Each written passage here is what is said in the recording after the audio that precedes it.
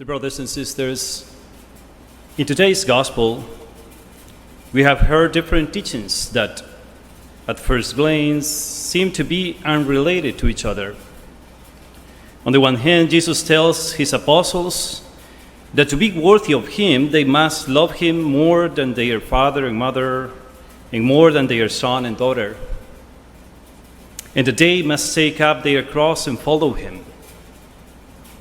On the other hand, he tells them that to find their lives, they must lose it. And finally, he speaks about the hospitality that people may show when receiving them. Hospitality that we also observe in that family that welcomed the prophet Elisha, according to what the first reading tells us.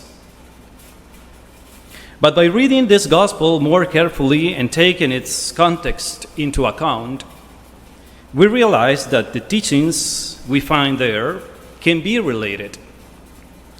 These teachings are part of the called missionary speech we can find in the 10th chapter of St. Matthew.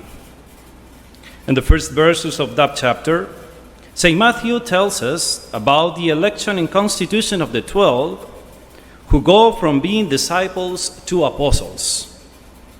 Then, St. Matthew recalls the instructions that Jesus gives them when sending them to carry out their first mission. In this missionary speech, Jesus sends the apostles with the task of announcing to his Jewish brothers that the kingdom of God is at hand. To fulfill this mission, the apostles must perform the signs that Jesus did, such as healing the sick and driving out demons.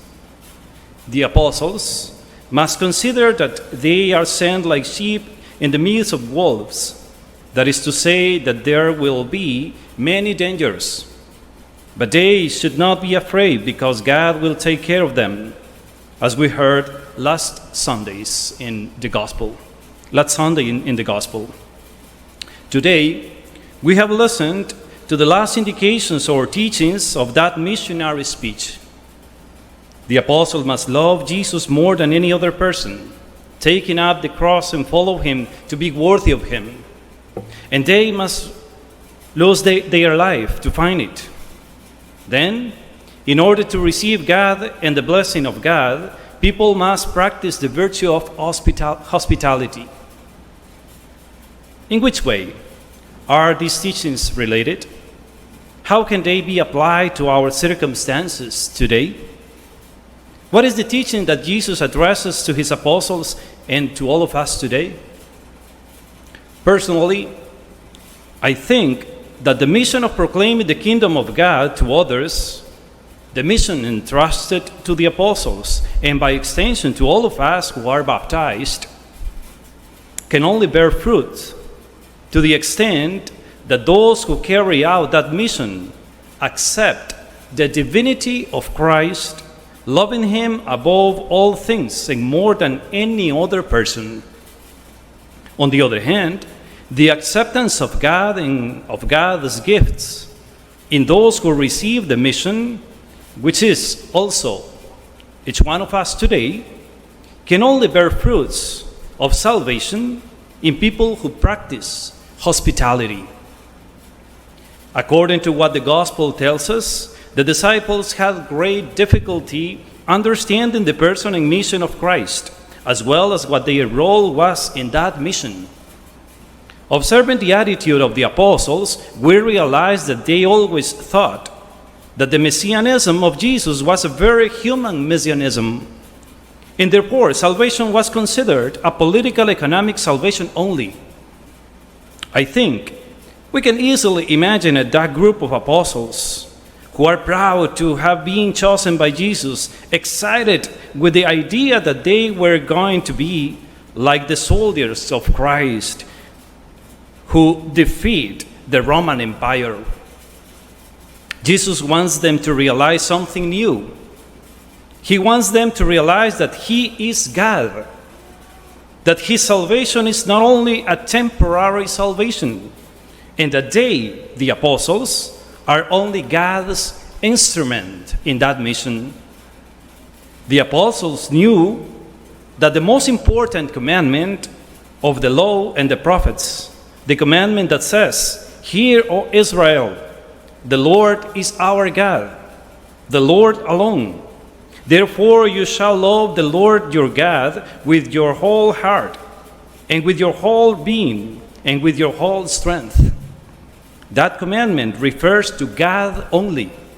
Therefore, if Jesus demands this kind of love, it is because he's putting himself in the same place as God.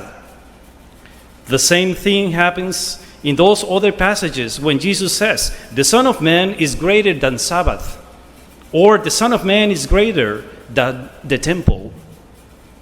If the apostles want to be worthy of Jesus, they must recognize and love him for what he is, as God, which means they must believe in him and obey him in everything he commands them. Without this love for God, it is not possible to carry out the mission of announcing the kingdom of God. In other words, only the person who loves God more than any other person can be worthy of God, and therefore will be able to proclaim God's kingdom. If this is so, how can I be sure that I love Jesus more than any other person? I am sure of this, according to me at least, for two reasons. When Jesus is the center of my life, which means that he is the priority in the most important things to me, my time, my money, my media, everything that I receive, I consume. And when I experience, that's the first thing. I will realize that I love Jesus more than all the other person when he is the priority in my life. And the other thing, when I experience this great desire for others to know him, to know Jesus. Therefore, if we are not announcing Jesus to others, or if we are but without any fruits, at least in ourselves, we should make an examination of conscience and ask ourselves if we really love Jesus more than anything else and any other person. But we are not only missionaries, we are also disciples, we are followers. This other dimension of our Christian identity requires us to welcome God every day of our lives. It requires the virtue of hospitality. This hospitality, that is, this welcoming of God, is only possible to the extent that I live the virtue of hospitality with my brothers and sisters. For whoever does not love a brother whom he has seen cannot love God whom he has not seen, says St. John.